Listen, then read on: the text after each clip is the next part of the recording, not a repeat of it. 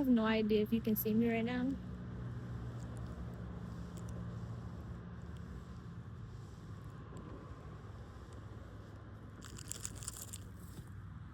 It's definitely bright out here, and I'm like directly in the sun. But I'm like sitting out here with my altar,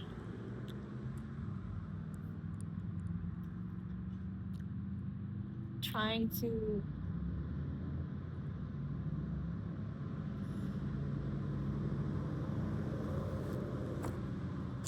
I don't know, I guess like get comfortable with being myself in public.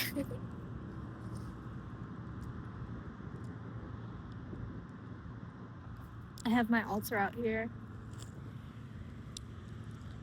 So I have the earth element with my crystals.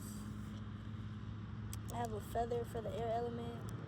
There's a pine cone I picked up on the way here. It's like, well, it is the spring equinox as well. I have water. The only thing I don't have right now is fire, but it's fine because the sun is out, so that's literally like the strongest firepower, sun energy that we can possibly connect with is like that solar energy. So yeah, I've just been reflecting, man. You know,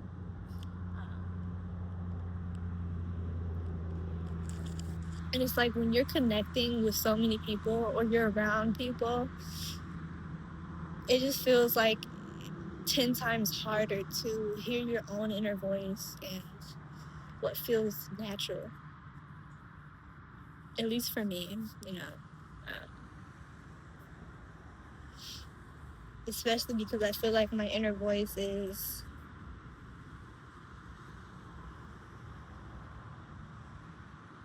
a lot different from a lot of people around me and my family especially.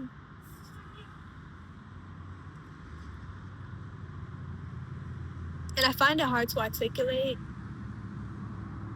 because it's really such a deeper, like all of our little issues and conflicts stem from, I feel like, something big, which is that, I'm the only person of color in my immediate family that I talk to. Like everybody else is white. And, me being biracial, it's like I feel like I've been taught to honor, like European culture. I've been taught to honor, which I do appreciate and I love, a lot of my Celtic roots, I guess, or like, my Irish, Scottish heritage or whatever. But the truth is that that's not all of who I am. And I feel like a lot of my beliefs, spiritually, are a lot to do with nature, like earth-based spiritual practices and stuff, which is why I really love Celtic, like Celtic, Scottish and Celtic Irish and stuff. Like that's the part of like European culture that I resonate with, is like the earth-based mythological fairies and gnomes and nature spirits and connecting with the trees and the wisdom of nature, and all of that is what I really connect with. And it's it is beautiful, and then of course, like with African spirituality and indigenous Native American culture, I really resonate with all of that, like all of the connection with earth and Mother Nature as a spirit. I connect with all of that, and that's who I am at my core. Like ever since I was a child. And I feel like a lot of who I am has been like whitewashed. And it's been a big source of pain for me in my life. And it's caused a lot of conflict between me and my family, because systemic racism is a thing. And I feel like I have been kind of like on the receiving end of that within my family, you know? Like, they don't, a lot of white people don't want to have this conversation. Like, to be honest, to be truthful, right? I won't just say white people, because, like, a lot of people say white people and they look at skin color, not necessarily culture, from a cultural standpoint. So I'll say European, right? A lot of European descendants are, like, you know, people don't want to have this conversation. And I feel like it's easy to detach from, you know, European beliefs and stuff like that when you're not of European descent in some way, or you don't have ancestors who are white, right? European. But I feel like something that is not talked about a lot is the unique and sometimes painful role to be you know, like a person of color in a predominantly white family, or to be a biracial person of color, you know, and have European roots and also, you know, African and Black American ancestry. And, you know, so I feel very much like an outcast a lot of the time. And I want to have conversations that nobody else really cares about or wants to talk about. And I feel like because they don't want to talk about it, they don't see their role in it. Because they don't want to learn about it, they ultimately don't see their role in it. And also my role within the family dynamics and family structures, and how much them ignoring systemic racism, colorism, racism, homophobia, like so many things that make me who I am, you know, like as a queer person of color who is also spiritual, right? And a woman as well, you know. A lot of the things and conversations they don't want to have are things that are very important to me, and me feeling heard and understood, and you know, even if you don't agree with me, like, I feel like everybody deserves to be seen and understood, and I don't feel like I have that within my family.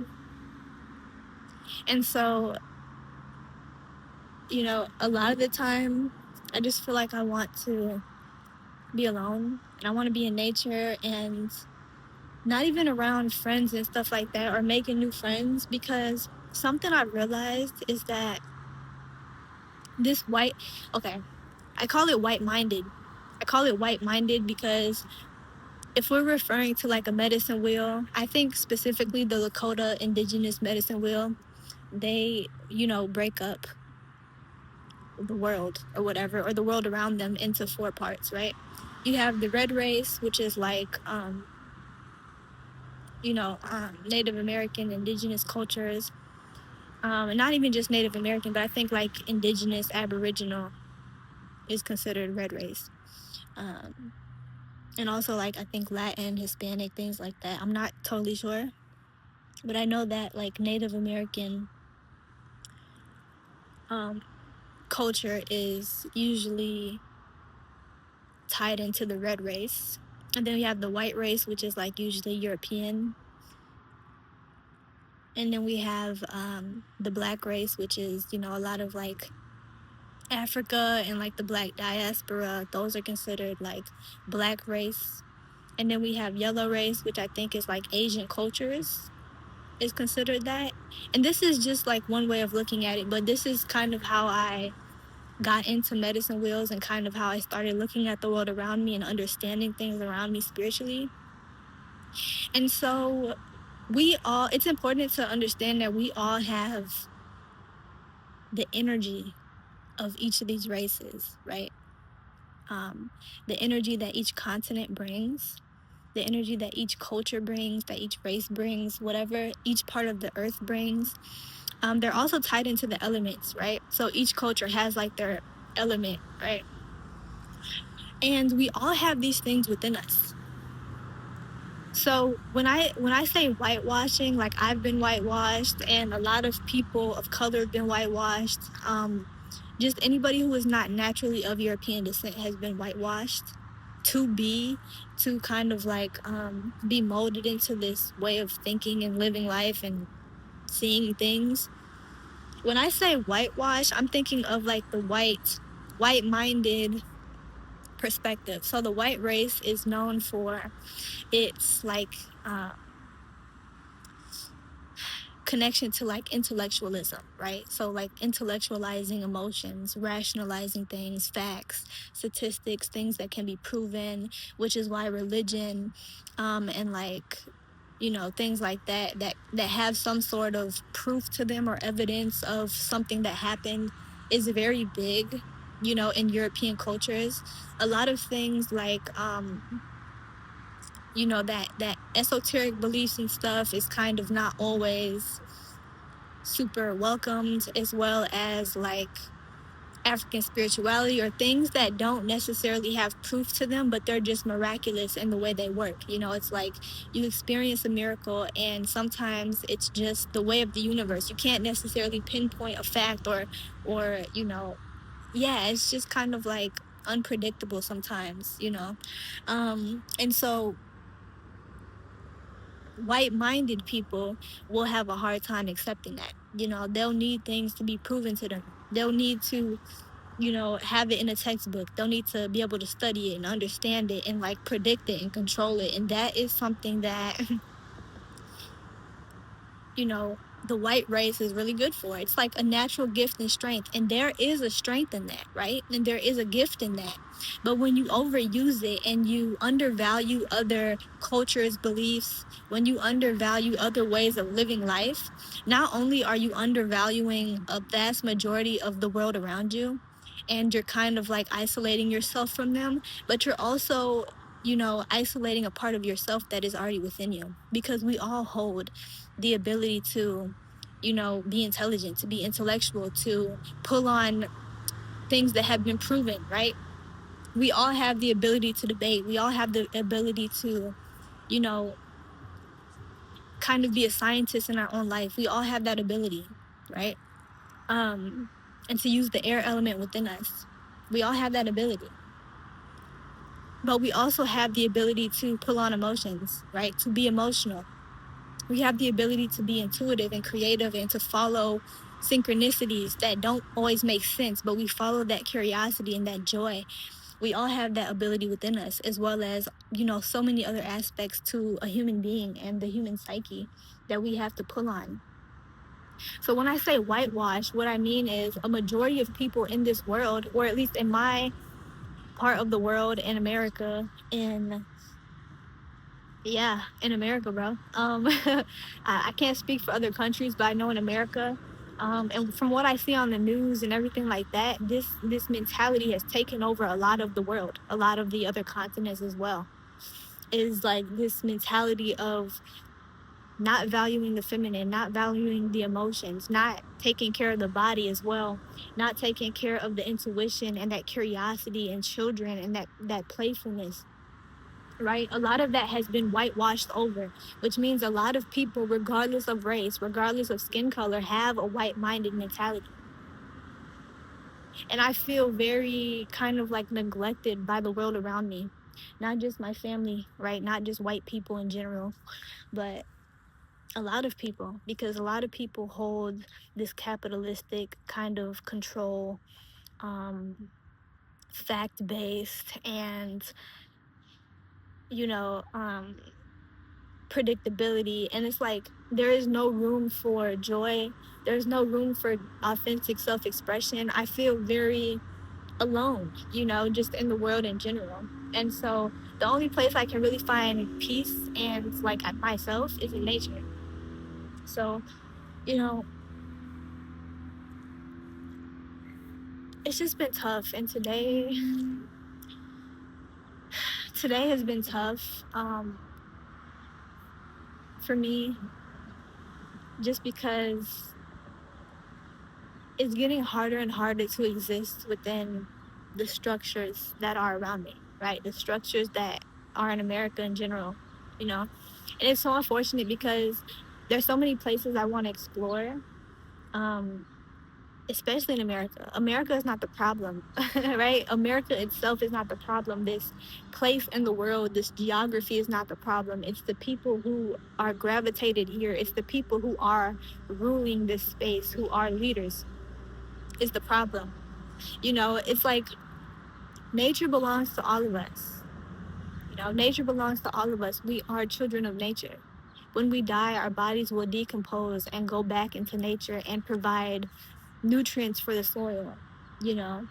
And it's a shame to feel limited in where you can explore, to where you can sit out in nature and enjoy the fresh air, the sun, the trees around you, the birds singing. It's so unfortunate to feel limited because of the people and the way they think that are around you, you know? Uh, it's made me so guarded. And what I really just desire, what I really would love is just to have people who feel the same way, you know? Uh, what I don't need is more rejection. What I need is more love, openness, curiosity, and people to just be present with, you know?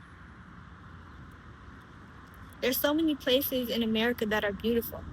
Beautiful forests, beautiful water, you know, beautiful landscapes, dunes, and valleys and hills and mountains, and so many beautiful different landscapes throughout America that it's just, it feels so oppressive here. Like, you know, the rules and the way that people treat other people and the way that people treat nature, it feels so oppressive. And you know, it feels hard for me to be authentic and to be me. For so long I've been operating in this place of survival, right? And survival doesn't always look like, you know, having a fucking gun on your hip and being aggressive towards anybody because you're afraid that your life's going to be taken. Survival doesn't always look like that, bro. Survival can literally look like just waking up in the morning, going to work every day, even though you have a desire that is completely disconnected from the reality you're living in, you know? And that's how I feel. That's how I feel. It's like I've been trying to turn my spirituality, my gifts, my natural strengths, you know, into something that provide me money, you know, for sustenance, for opportunity, for enjoyment, to be able to go out and explore, to be able to have a choice in the type of food that I eat, you know, to have a choice in all these things. And I feel like at this point, well, I gotta move. It's too hot right here. Yeah. I have got to move. It is too hot right there. Like, I've been in the sun, honey. I've been in the sun. I always feel so awkward when I'm trying to be like out in nature and record or like make a video, just because I feel like, oh my God, everybody's watching me. But the truth is, I don't think they really are. It's just like something I have to deprogram from my mind and just get comfortable with being myself. Because the truth is, I love to talk. I love to make videos and I love to process things like this. And I love being in nature. So why not combine all those things and just start doing this? I also just think better, you know, when I'm out in nature and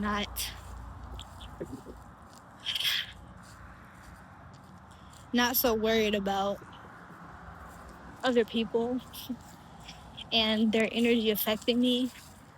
Like I said, like I'm very energetically sensitive, and it just is what it is. It's beautiful. It's why I'm able to, you know, share my gifts in the way I do. It's why I'm able to help the way I do, you know?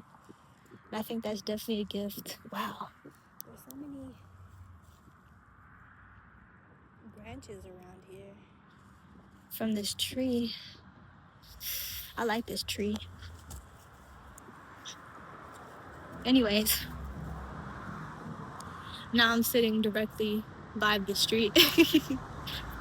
uh, I don't really remember what I was saying. Oh, yeah. Honestly, I'll probably have to finish this video in the house or like somewhere else because it's kind of loud right here. But let me ground my energy real quick. Ow!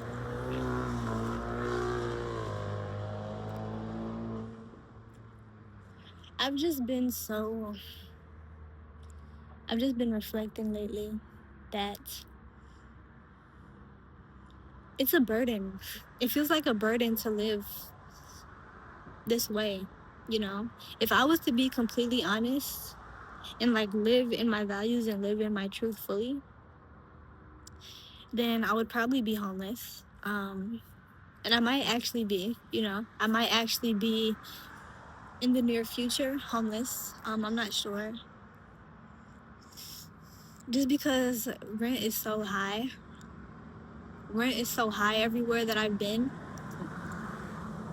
And I know that I can like manifest. Of course, I can manifest maybe like a place that has low rent, or I can manifest any specific need that I have. But it just feels like so much work to go out of my way to try to find a comfortable space to exist in, a safe roof over my head, like a kind landlord, because I'm so used to people who are like slumlords who, they don't care if you have black mold in your house. They don't care if your roof is leaking. They don't care if your floor is tore up. They don't care. They don't care. Their mentality is like, well, I gave you a place to stay, so, whatever happens, it's like, that's on you. You should just kind of be grateful that you have a roof over your head. But my mentality is, if you have to live in an overpriced 1-bedroom apartment where you don't have good communication with your landlord or the person who is, supposed to be taken care of and maintaining the space and making sure that you're good and you have everything you need and you're secure.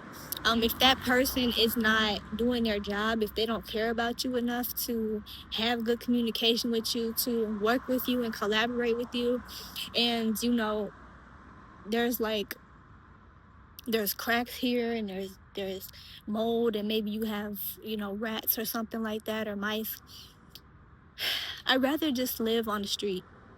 Honestly, that's the point that I'm getting to, is that, I live with family currently, and my mentality is like, I've just been so stressed about finding my own space and all of the stipulations that kind of like are not aligned with who I am, in the life that I've been living. It's like it's like I'm not the right type of person to have a home. I'm not the right type of person to have a place to live. And it just feels like this whole system is not built for me. And the wind's blowing as I'm saying that. Kind of like, yeah, you got it, dude. That's how I feel. And I feel like I can't talk to nobody about this because they just kind of like shame me. They shame me, and they're just like, oh, well, you just got to basically change everything about who you are and just fit in. And then, just get on board with, society and the way that things are ran. But bro, that does not feel good to me. That does not feel good to me. Like, I don't want to change who I am to fit in, bro. I want to live in a world that works with who I fucking am, or better yet, live in a world that is changing and evolving. Oh shoot. And live in a world that is kinder to people who are autistic and kinder to people who are not white or who are not of European descent, or kinder to people who are natural born women, or kinder to people who, don't want to work a 9-to-5 job and be verbally abused every single day for a check. Like, I've lived that way and I don't want to live that way anymore. It doesn't feel good to me. So it's like the only place I find peace nowadays is out in nature, because in nature I can be who I am. I can speak freely. I can be who I am. I can just be messy, and nature doesn't judge me. Nature loves me. Nature keeps me warm, and it provides everything that I need. And so there's a big part of me that's actually afraid of this truth, and I've been avoiding it because, like I said, you know, I may find myself being homeless, but is that such a bad thing? I think the only reason why it seems bad to be on the street or not have a home is because, first of all, you have the threat of human beings. Humans are the problem, not nature. Nature is not the problem. It's humans. Humans are the reason that I feel afraid, you know? Um, and also people's perspectives. People's perspective in America on homelessness or living an alternative kind of lifestyle, you know? And the way they perceive people who don't have a home. It's like, I'm not the problem. Nature's not the problem. Being different is not the problem. It's the way that that is perceived here. Anyways, I'm gonna go.